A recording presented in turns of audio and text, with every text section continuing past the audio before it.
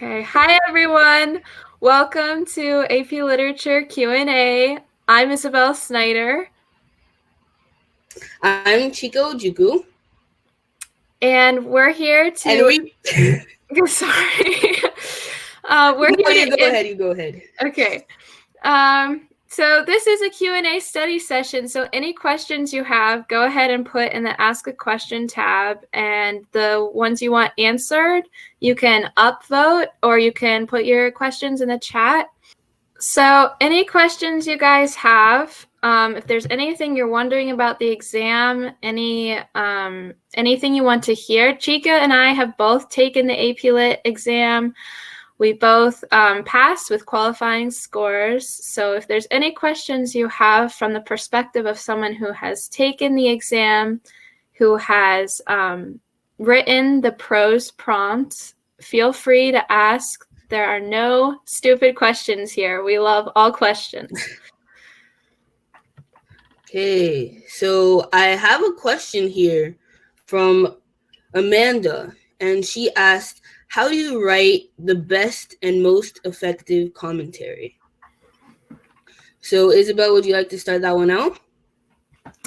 Sure. So when you're dealing with the prose prompts, the most important thing to remember with your commentary is that you want to make sure what you're talking about is working to prove your thesis. You don't want to get off topic. You don't want to start going down a road where your commentary becomes more summary of what is happening. So I guess my best advice for you to have effective commentary is to make sure you have a good thesis. And then whatever you're writing about, whatever evidence you find, make sure that what you're talking about is working and supporting your thesis in some way. And always make sure you're thorough. That's another important thing. Don't assume that the AP readers are going to pick up on what you're saying. You want to make sure you explain yourself really well so that you don't leave anything off the page. Sometimes when you're writing, you tend to leave stuff out of your writing that you think they're just going to pick up on. Don't assume that, especially for this prose prompt. Make sure you explain everything you're talking about so that they know that you know what you're talking about. For sure, I agree, Isabel. And to add to that, I would say, anyone could write surface level commentary. So you pick out the most obvious things, and anyone who knows anything can kind of come to a conclusion. But on the AP Literature exam, the readers are expecting for you to go deeper and really see the broader text and broader meanings of what you're writing. So I would say really actualize what you're reading and kind of connect it to something some human truth, some, higher level thinking. So then the readers can see that you have understood the prompt and can apply it in a broader way. And I would also say, kind of stick to a certain pattern when you're doing your commentary. So say you bring in evidence first, and then you want to put in your commentary and mention a device, and then connect it to a broader meaning. Have it all wrapped up in there, because everything comes together to bring in commentary. It's not just commentary. You need to have your evidence. You need to have whatever text that you're taking from the prose passage. I would say I know that when I do these things, I have to think about it first before I start writing it down. And I know, especially with the very short amount of time it takes to write this essay, I can't just start writing. You just need to, okay, what idea do I want to bring? What devices am I thinking of? And what analysis am I thinking of? And then bring those things together so then you could actually make sense when you're writing. So always think that through when you're doing commentary. Yeah, and that actually goes right into our next question, which is, what are questions readers can ask themselves to develop an analysis for theme? So, do you want to kind of continue where you were going with like planning out what you're going to say? Yeah. That's a great question, because when you're reading the passage, you can't be passively reading it. You have to be annotating and asking questions to yourself while doing it, so that when you're writing, you have those ideas. So I would say, personally, when I go through that process, a question I ask to myself is, so what? I always ask that question, so what? Why is this placed here? Because I'm telling you, authors don't just put this thing because it sounds catchy or sounds cool. They always have a reason for it. So now you ask yourself, okay, why did this character put their hand on the table and cry or something? Whatever the character is doing and whatever the devices the author is using, ask them, why? What does this mean? How does this apply to the greater world? How does this apply to human nature? How does this apply to you and me? I think it's very good while doing this to be personal. Of course, don't use I's or use or anything, Right. but be personal in terms of attributing it to the human experience and being able to connect it beyond just the text. Yeah, and to add to that real quick, if you're really stuck and you're looking for theme, think about topics that you see. Sometimes it may be love, sometimes it may be hate, sometimes it could be relationship. Like maybe there's a topic that you see definitely going on in the passage. And then think about the point that the author is trying to make about that topic, and apply that to all those other questions Chika just listed off, and you'll start to get a theme coming together. If you guys don't... Okay, I see one. When you are annotating a passage, since you can't write on it online this year, what do you recommend doing? Okay, Isabel, you have a good technique for it. What is it? Yeah, that's a great question, because it is hard to think about annotating a passage when you can't write directly on the passage, especially if you're used to doing that from preparing all year. So one of the things I learned to plan and be able to do your annotations when you have the passage on an electronic device that you can't write on. Something first I want to just say you don't want to do, don't waste time printing out the passage. Even though you have that print option, that's just going to waste your time. You have 45 minutes to write this essay. So instead, what you can do is prepare an annotation guide that you can have prepared ahead of time, and then take your annotations for your first 5 to 10 minutes like you normally would, and then you can go on to write an awesome essay without running out of time. So what I recommend for you to do is to have a piece of paper, a normal piece of printer paper, lined paper, and divide it up into a few columns. And in one column, you want to have like what the author is saying. And then in a second column, you want to have a page number or a paragraph number that you can jot down so that you're not wasting time going back and looking for that. And then a third column saying, what is this doing? What purpose is this serving? How is this proving whatever it is the prompt is asking you to respond to? And that's going to build your annotations so that you can have that to then build your body paragraphs and be prepared to write an essay. So what that might look like is, say you find a simile or a metaphor, and you can copy down that simile or metaphor, or you can just write simile or metaphor. I would practice with this, guys. I would try and find what works for you before the exam day, and then, prepare the sheet ahead of time that you can write on. And so that you know what works for you and what you will know. You're doing this for you. You know how you write best. So whatever works, just write that in the first column, and then jot down the line number, and then talk about, like, maybe make one or two notes. Okay, this simile is showing that the reader is going, or the character is going through despair, or whatever it might be. And then you'll have that to talk about in your body paragraphs. Yeah. And somebody in the chat said, I think I'm going to print it out. And, it's whatever works best for you. Some people will just feel more comfortable using the column method, and some people just like the pen and paper.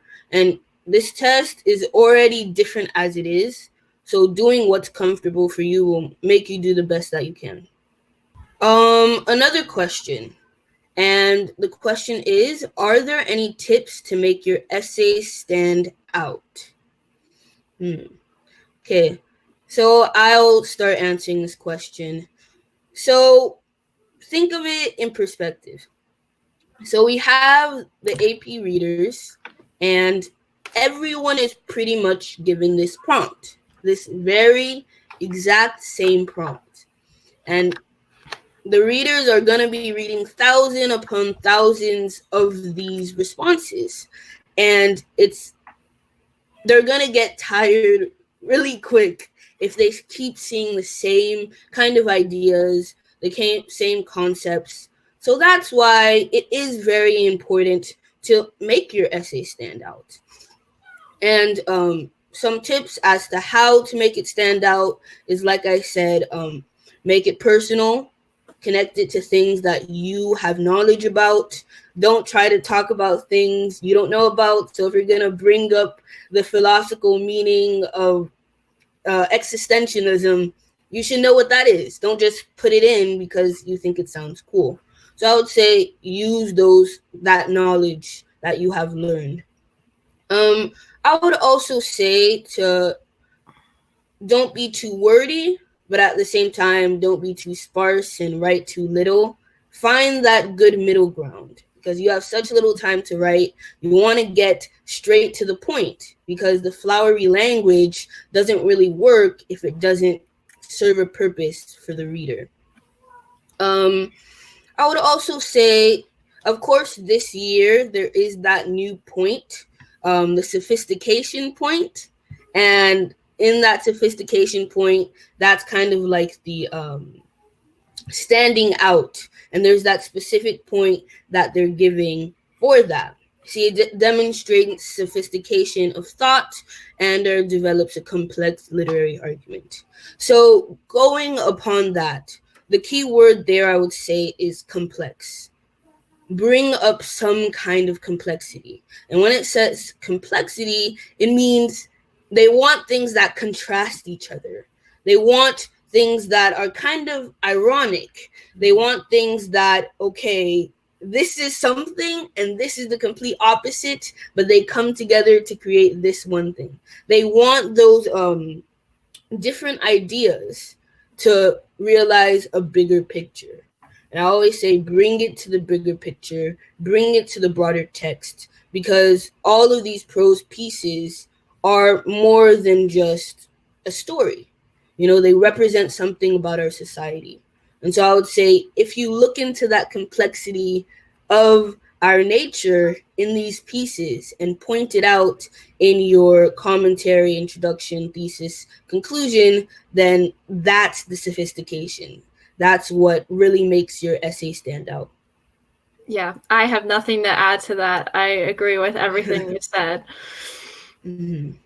So You guys can keep sending questions. If you don't have any more, we can move through some practice that we have. So I think, Chika, you can make a poll and see what people are interested in. Okay. If you want to try to do that. We have a few options of different stuff we can go through. If there aren't any questions, of course. If you guys do have questions, if you think of anything, feel free to add it in the Ask a Question or in the chat, and we can answer it. So the options that we have for you is we can, if there are no questions, we can discuss useful literary terms and themes. So that would be, looking at the common things that you might see appear in the prose passage. Or we can look at a practice prose passage and practice what annotations might look like and what forming a thesis might look like. So we have a poll up. If you look in the bottom of your screen, you can click there and choose what would be most helpful for you guys in preparing for this exam. Someone brought up a question. What are some common literary terms / devices / techniques that are found in prose prompts? Okay, so I see we didn't get that many votes, and since we do have that question, we'll start looking at the literary terms, and if we do have time, we can start looking at the annotating and analyzing of a passage. Okay. All right, so let's move on here. All right. So these are some literary terms listed on here that you might see come out or appear in the prose passage. In fact, we can pretty much guarantee that you're going to see a tone and there's going to be a mood. So just a quick review. Does anybody want to pop in the chat and tell us what tone or mood is? And let us know which one you're defining. We want to get you guys engaged here. So, okay, tone equals author's attitude towards the text. Yes, that is 100% correct. And mood is reader's feelings. Yes. So it seems like, you guys know what these things are. And I personally feel like tone and mood are something you can always rely on being there, because no matter what, the author is going to have an attitude about what they're writing. They're going to have this feeling, and you're going to be able to perceive that from certain things, especially the diction they're using. And remember, we never like to use diction by itself. You want to attach a descriptor to diction. So what kind of diction are they using? How is that diction telling you what tone they're having? And then how is that tone impacting the passage? What is that doing? And how does that help prove your thesis? So that's kind of some of the questions you want to ask yourself as you go through building an analysis for tone. And for mood, it's a very similar type of thing. Mood is the reader's feelings. And one thing you want to be careful when you're talking about mood is you never want to use the word reader. You never want to say the reader feels this, because you don't know how the reader feels. And that can make it challenging. That can make it hard. Like, how are you supposed to talk about how the reader is feeling without saying the reader is feeling this way?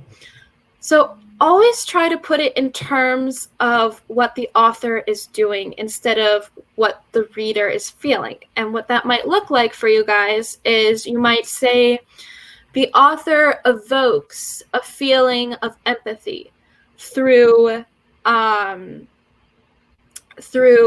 sympathetic or solemn diction and phrases, or by including these details about the character's life. And that helps to develop whatever theme or develop whatever characterization, whatever it is that prompt is asking about. So tone and mood, you can pretty much always rely on being there in the passage. Those are good ones to fall back on. And these other ones you see listed here are also very likely to show up in the prose prompt. So one thing we do want to note about these terms, you can see it at the top of the slide here. Chika, do you want to go ahead, jump in here and talk about that? Right. So the note says, describing what the devices are doing is more important than knowing or identifying devices in the passage. So, especially with this year's test, anyone can just pull out the list of the devices right there and say, oh, I see a simile, let me pop that right in. But you need to be able to describe what it actually does in the passage. So we know what a simile is. It's a comparison using words like or as. We could spot that in the passage. But okay, why is it specifically used here? Why is it comparing these two things? So when you're able to fully describe why it's there and what you think its purpose is, then it definitely goes beyond that surface reasoning. Yeah. We got another question here asking, how do we use characterization? So that's a great question, because characterization can be hard. It's hard to know like where the fine line is, and sometimes characterization is developed through other devices. So it's really it can be a tricky thing, and I don't know what type of prompts you guys have seen, but a lot of the prompts for prose passages deal with characterization. So where characterization can become a literary device and help to, prove an author's point or develop a message the author has about something. If you pick up on the author, characterizing a person a certain way, if you notice a certain tone towards a character, or if you notice there's a character with something very distinct about them, that is characterization. But when you're talking about characterization, make sure you talk about all the things you see creating the characterization. Like what characterizes this person as evil? What characterizes this person as heroic? If they're characterized that way, what is the author doing to develop that? What are they doing to develop that character? And then that can become a device then that proves something else, or even just proves that the author has characterized a person a certain way. Mm-hmm. Yeah, and to add to that, characterization is very much the character's reaction to the outside world. It's the character's interaction with other people in the passage. It's interaction with things and its environment. To find out the character of a specific character, you need to see how they act towards others and their opinions of others. So pay attention. And like Isabel said, you want to look exactly on why it's there and how this person is responding to everything else. Yeah, it's almost as if you want to keep asking questions until there are no more questions to ask. And that's when you know you have done a thorough job.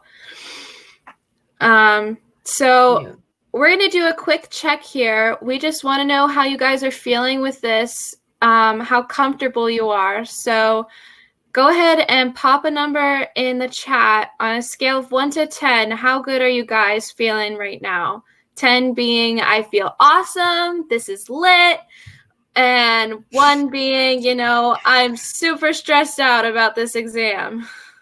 All right, a solid 6. Not question mark? I don't know. That doesn't look too good. Well, we'll hope that we can answer any questions that you have.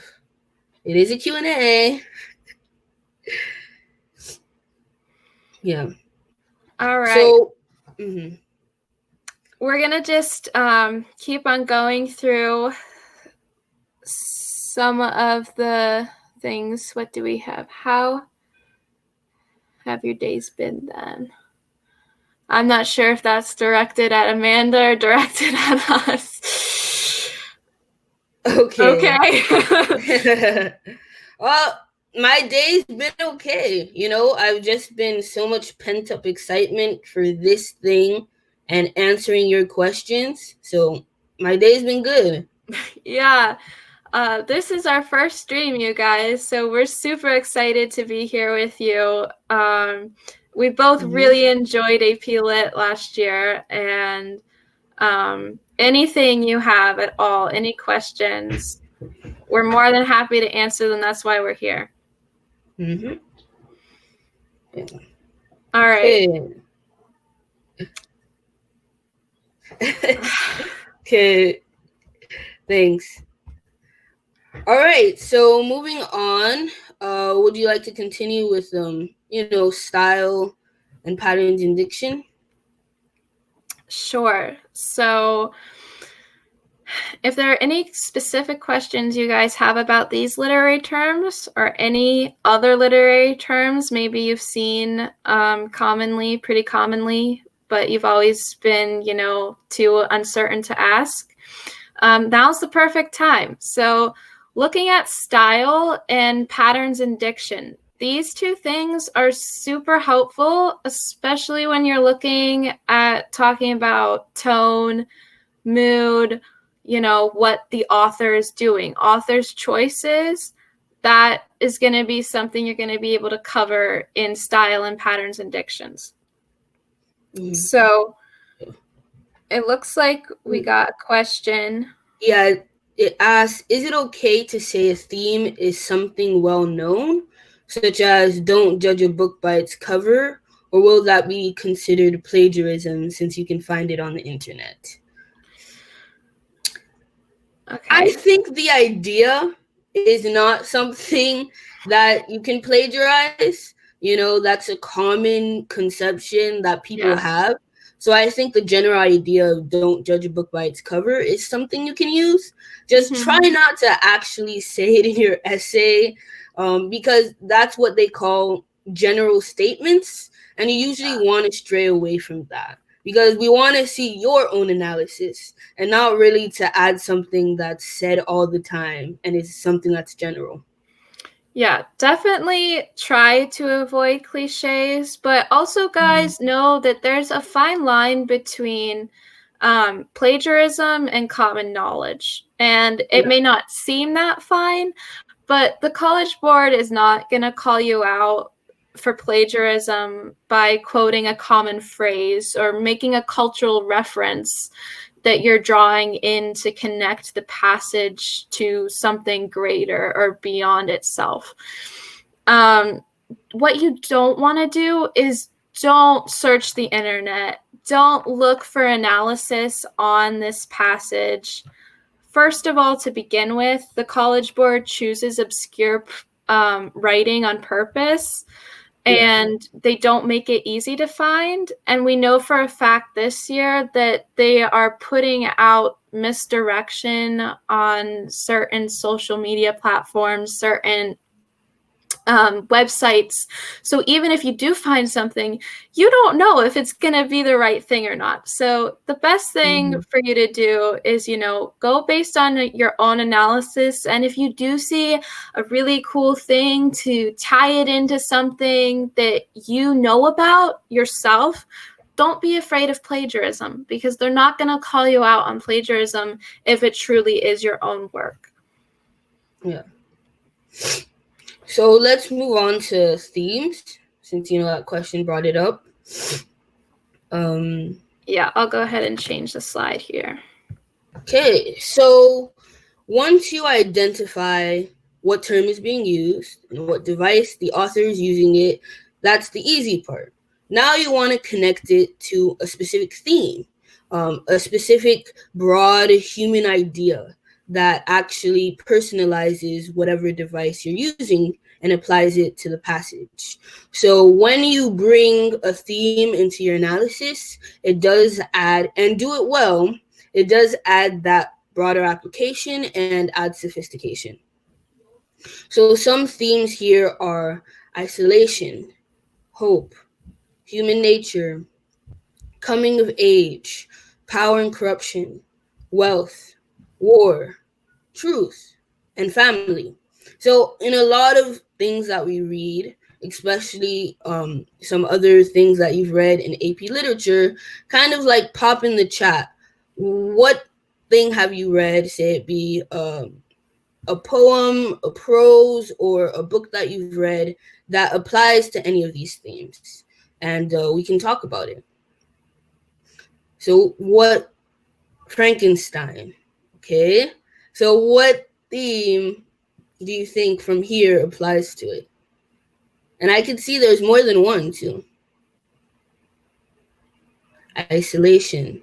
For sure, there is isolation in Frankenstein. And oftentimes we say, the true monster of the book Frankenstein isn't the monster at all. It's Dr. Frankenstein.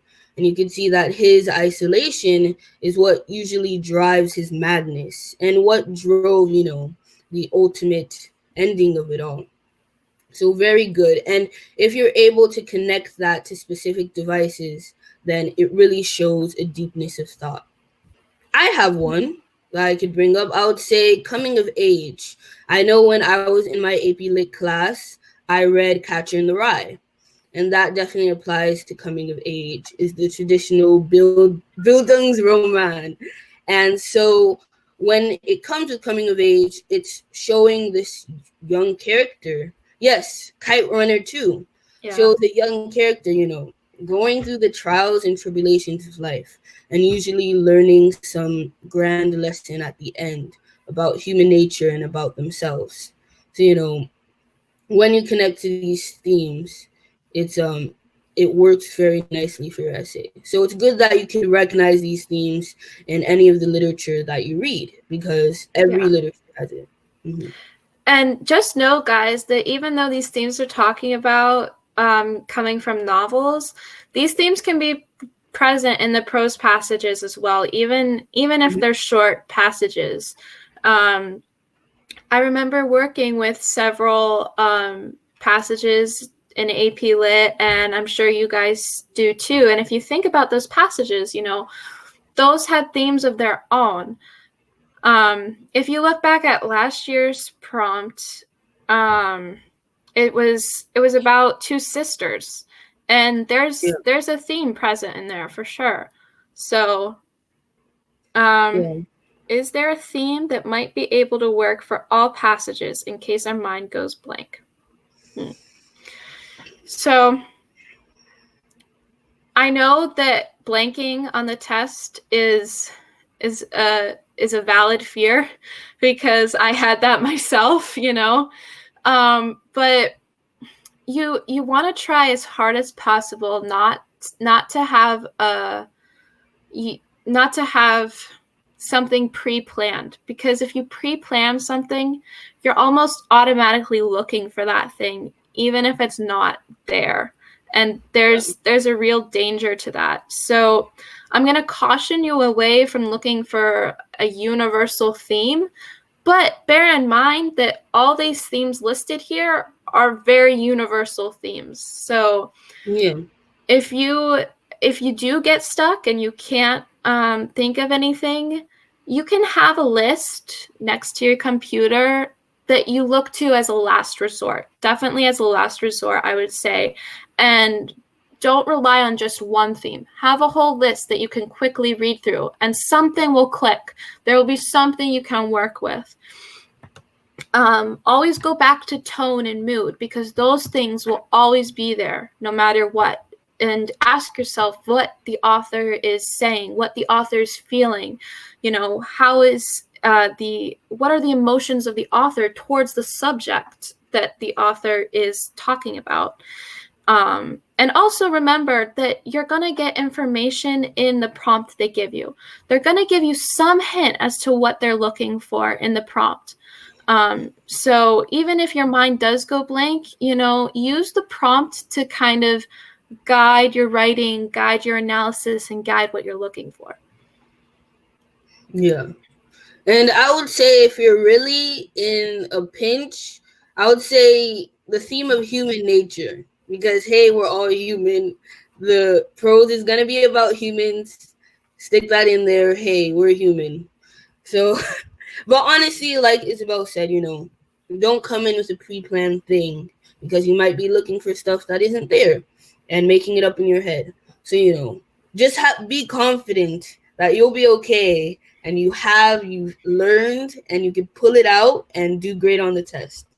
So you won't blank. I'm telling you now. You'll be okay. All right. So we've got about 20 minutes left. Keep the questions coming for sure. We'll keep an eye on those. But we're going to go ahead and look at some example writing now that looks at how you want to talk about these devices and what you want to do with those devices to make sure you're really building commentary and not just spouting off things you have already memorized. Yeah. So I'll read this one first. And all of the ones we're showing are actual prose essay responses, the sample responses that are provided on College Board. So this is something that someone wrote in the 40 minutes everyone is given. So if they can do it, have faith you can too. So number 1, in this excerpt from A Rape Fries The Street, I probably butchered that, ignore that please. The wind is the central antagonist. The narrator efficiently utilizes a third-person omniscient narrator to relay to the reader the bitterness of the cold, along with the steadfast determination of Cutie Johnson, which is the main character. Through the use of chillingly descriptive imagery and vivid personification, the narrator successfully conveys the unmerciful nature of the cold to enhance Cutie Johnson's temporal and sensory experiences. So as you can see here, starting off with third-person omniscient narrator, you can see that pointing out the specific perspective, point of view of the actual prose is a device, and it's done deliberately. And being able to connect that adds to your essay. And then going along, it explains why it's a device, to relay to the reader the bitterness of the cold, along with the steadfast determination. So that right there is the characterization that is shown. Yes, point of view is another go-to device for sure. And through the use of chillingly descriptive imagery. So they didn't just put imagery, because anyone could just put imagery. They put an adjective to describe it. And that's something you should always do, that before putting the device, put an adjective. So chillingly descriptive. And vivid personification. So not just personification, vivid personification. The narrator successfully conveys the unmerciful nature of the cold. So now we're connected to the theme of the environment and nature to enhance Cutie Johnson's temporal and sensory experiences. So that was, as you can see, a very clear and concise thesis statement that is able to use broader connections to not just the surface level, but then to the characterization of Cutie Johnson and the temperature and the environment. All of these things connect, and being able to roll it into one, you've got that point for a thesis statement, and that's awesome. So try to do that just like is done here in your own way. All right, so we have a few more examples for you guys. Before we move on to that, on a scale of 1 to 10, again, just pop a number in the chat. How much sense is this making to you guys? 10 being this makes total sense, I'm following. 1 being like, I'm lost, I'm confused, please explain something to me. Just give us some feedback so we know where you guys are and what we can do to help you. Hey, Brianna, 9. Yeah.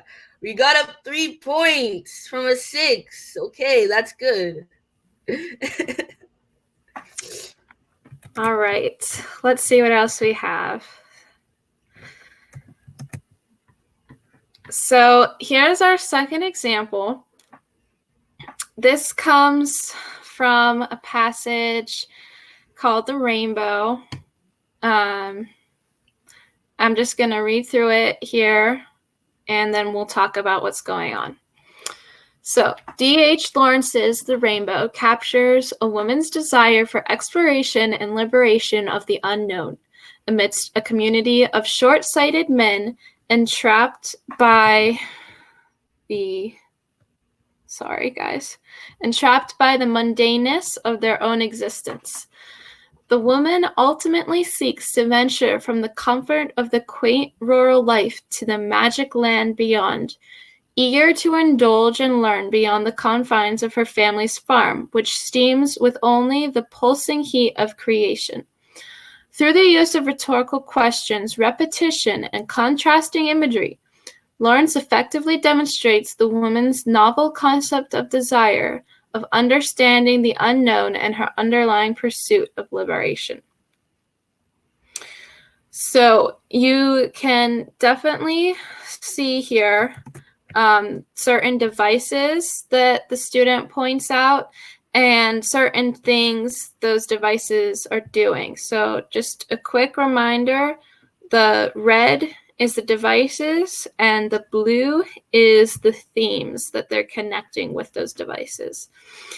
So you're looking at a theme dealing with women's desire for exploration and liberation of the unknown. And this student does a really good job of, laying out the theme and then going on to talk about how that's developed. That's exactly what you guys want to be looking to do. And, of course, it's going to differ depending on what the prompt is asking you for. It may not be asking for a theme. It may be asking, something about characterization. But you're always connecting those devices to something they're doing. That's the whole point of this exercise here. So you're dealing with, obviously the prompt was asking for something about the desire for exploration and liberation of the unknown and how that was developed. And you can see the student here really clearly answers that. Yeah. And I would add to that, I would just add to that, you don't have to go on with all of the kind of words this person uses. Yes, they got the points, but you can get the points in a shorter time and with less wording. The things to look at is the fact that they talked about their themes, they talked about their devices, and they connected it to the passage. And you can do that as in little or as in most words as you can. So don't be intimidated by, oh, this is like definitely the greatest thing I've ever seen. Like, you can get the same points this person does. So don't worry at all.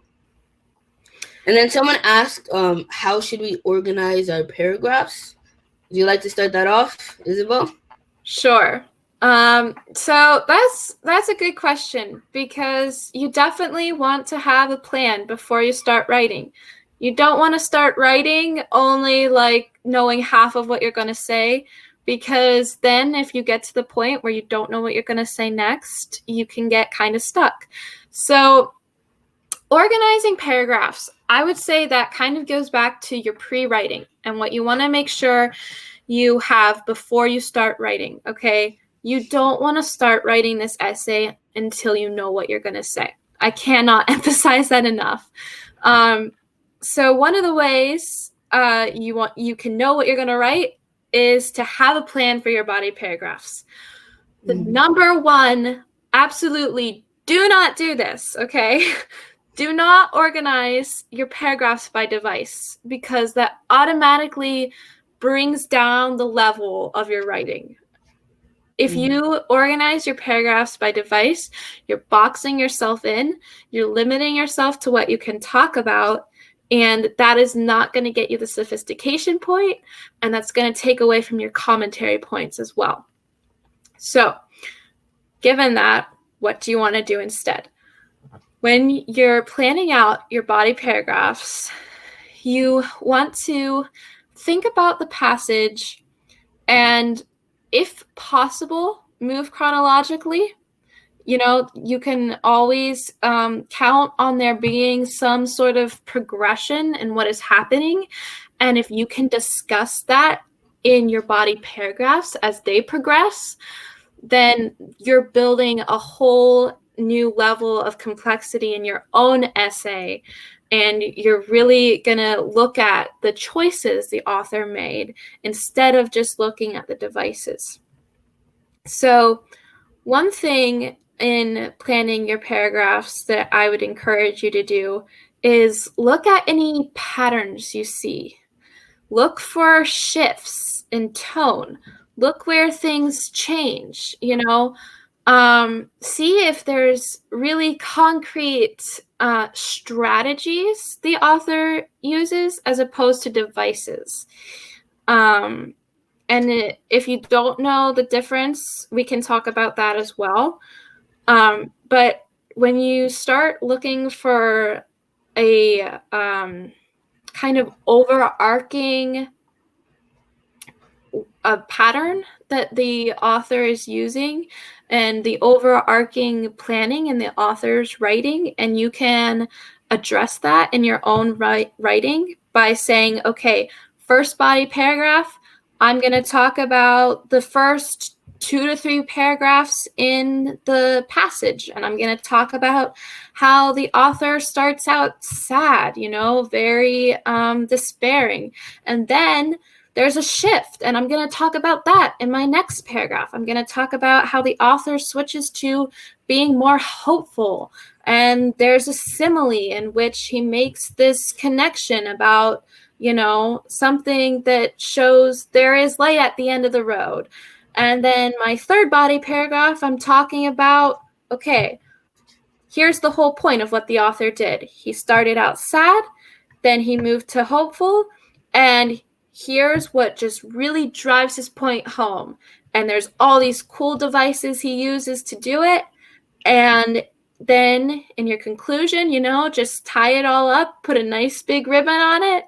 And that is sort of the approach that, it's hypothetical, of course, but that's something I would use when organizing your paragraphs for sure.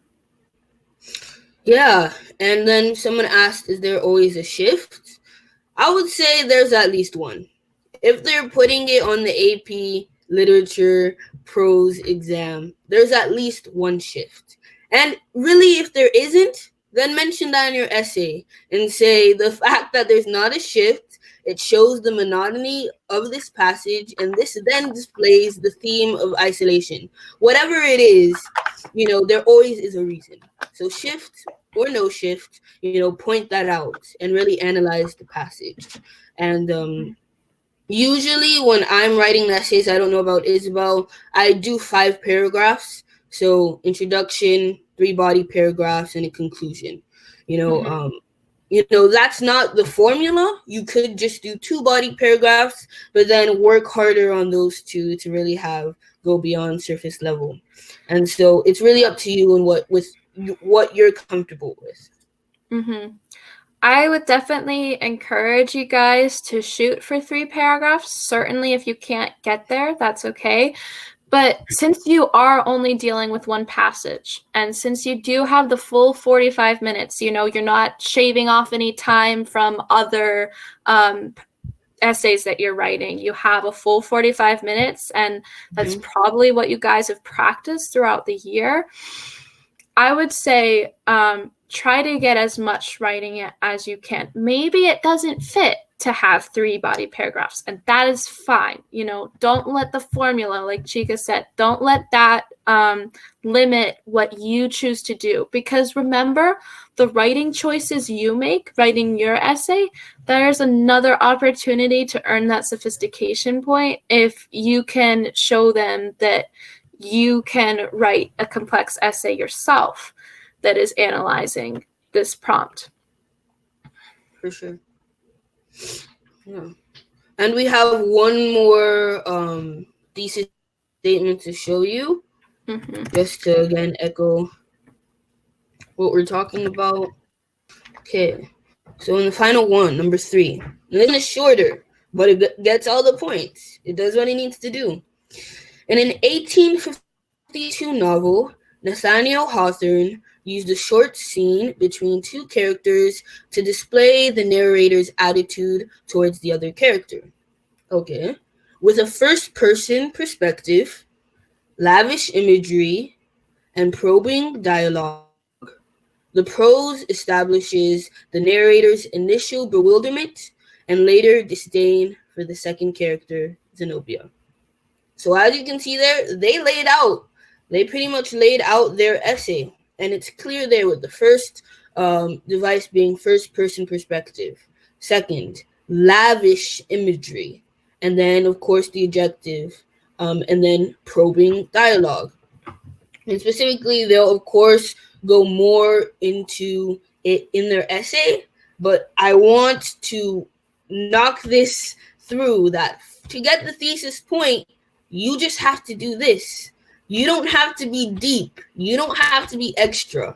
All you need are those points and connecting it to the passage, and you have it. So you want to snag that point of the thesis because it's the easiest one you could really get. So just like with this simple one, clean, precise, straightforward, gets the points, get the thesis statement. Yeah, and I do want to go back to what we were just talking about with the paragraphs, because looking at this thesis, it looks like they may be laying out an essay in which they talk about these devices by paragraph. 1 paragraph for perspective, 1 for imagery, 1 for probing dialogue. So if you're wondering if you can still talk about devices in your intro without having that be kind of your point-by-point thesis, I want to let you guys know that that is absolutely okay. Something I did personally is when I was writing my introductions, I would start with a sentence very similar to what you see here. I would talk about, various devices they used. And then I would put my thesis and have some kind of either unified thesis or a point-by-point thesis if I had like a very concrete things that I was talking about in my body paragraphs. So know that you can still mention devices and then continue to write without organizing your essay with paragraphs by device.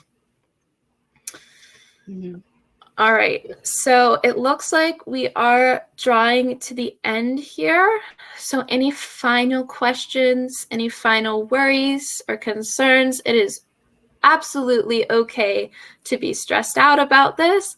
In fact, if you're not stressed out about it, let me know your secret, because this is not an easy thing to do, but you have prepared all year for this. You have put in the time. You're here now. That's a good sign.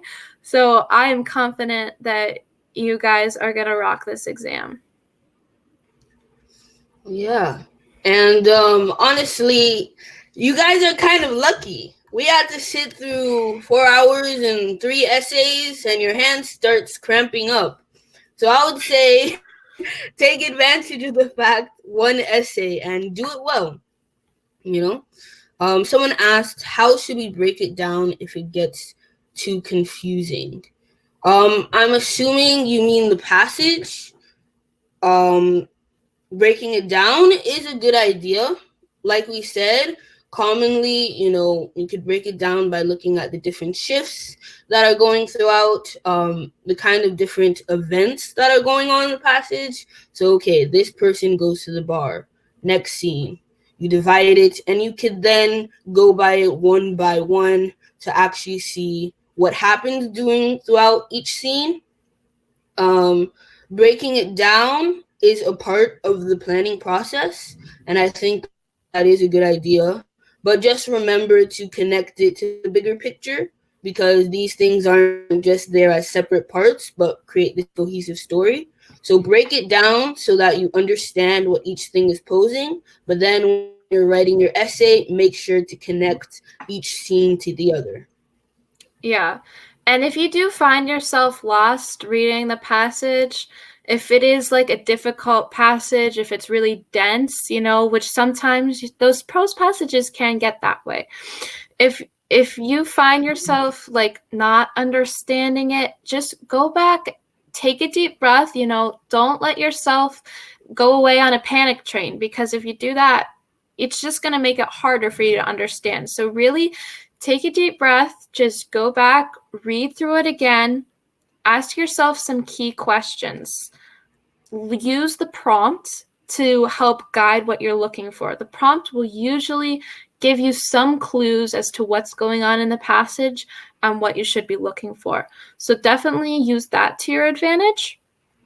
And I would say, just take your time going through it. Obviously not too much time, but you don't want to rush through reading it and then not understand it and have to spend time going back again. So really take your time to understand it the first time you read through it.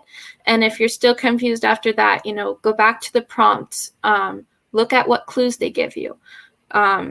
Look at what you do understand, what you do know, who is speaking in the passage, who are the characters. Just ask yourself some basic questions, do a basic analysis for understanding, and then see if you can find then, take it to the next level, see, okay, I know what's going on, but I don't really know what devices are here. Well, maybe there's a hint for that in the prompt too. Maybe there's not. Maybe you just need to, go through again. And if you do end up writing a shorter essay because you took more time to plan carefully what you were going to say, that's absolutely okay. The AP readers know that this is a draft. This is not a final copy by any means. So with that, we're going to go ahead and show you. Oops. We want to thank you all for coming tonight. We hope that you'll join us for our Cram session. That's the day before the test, Tuesday. I believe it starts 4 p.m. Eastern time. So we hope that see you all there. Just quickly, if you have any further questions after that, here's some ways you can reach us. Fiveable is on Twitter, Instagram, YouTube at ThinkFiveable. You can check out other resources for all the exams. I'm sure you guys are all studying for multiple exams, and even if you're not, one can be enough sometimes. So thank you all for being here. We hope this was helpful for you. And again, any further questions, please feel free to reach out to us. Yes. And always remember that AP Lit is lit. And you're going to do great on this test, no matter what. So you'll be okay. And like Isabel said, please come join us on May 12th so that we could do the Cram session and get this test. Okay, so thank you everyone for coming, and I hope you have a great rest of your Friday night.